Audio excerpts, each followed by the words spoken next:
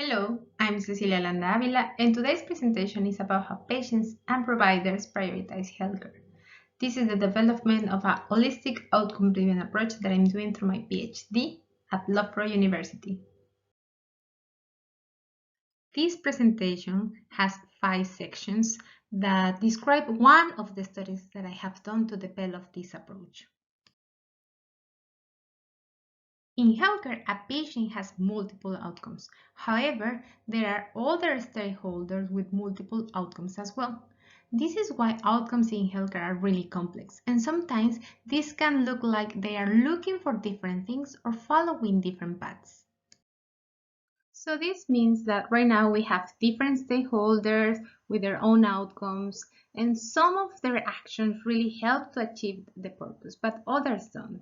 So this approach proposes that we focus into define a clear purpose, creating a mutual understanding with the different stakeholders, and then spending more time about outcomes, how they interact, and how they can really contribute to achieve this purpose.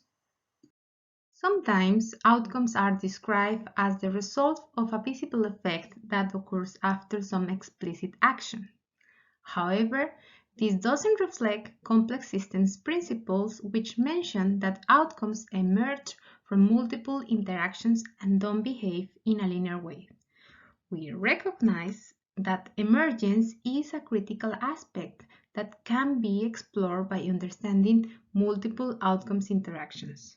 Also, we emphasize that a holistic perspective needs to include meaningful human aspects and don't be limited by the convenience of the evaluation. So briefly, I want to mention some frameworks that have influenced this approach: cognitive work analysis, systems engineering initiative for patient safety, and others such as quadruple aims, patient priority cares, and systemic design. All of them acknowledge that there are multiple outcomes interacting in systems. CWEA, for example, create a file-level structure in which links outcome with other elements. Also, it's key to point that CWA established that outcomes and value are in the same level. SIPs, for example, as well categorize outcomes based on stakeholder goals. It is critical how outcomes in SIPs generate feedback loops to adapt the system. Finally, systemic design has helped us with a lot of participatory methods for gathering and visualizing complex data.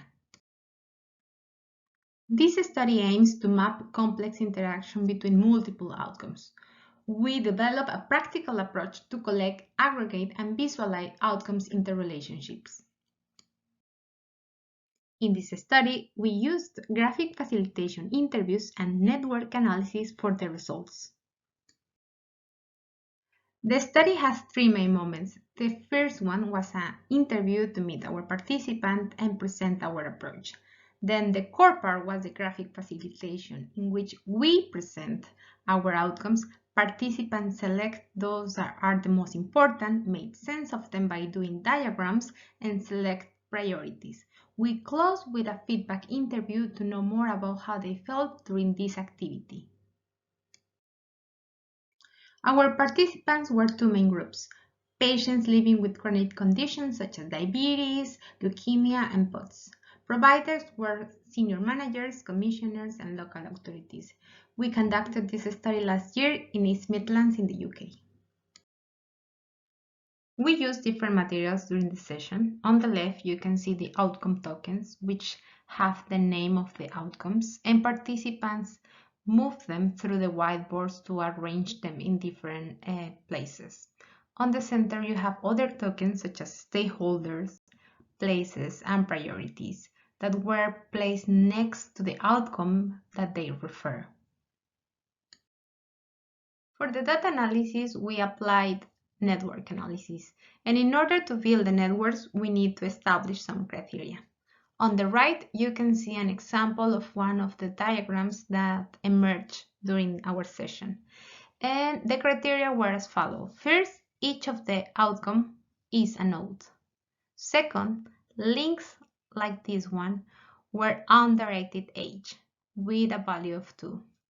Links that have arrowheads like this one were directed age with a value of 2.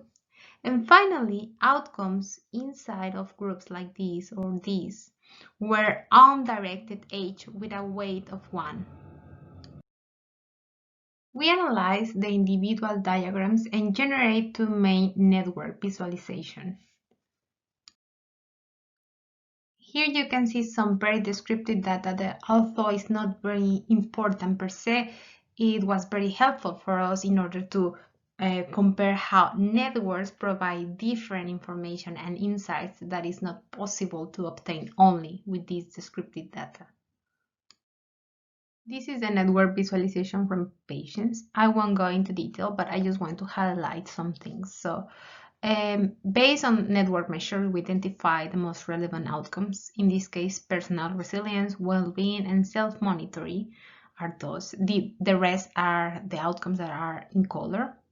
And mental health acts as a bridge in here, linking like 2 different parts of the network.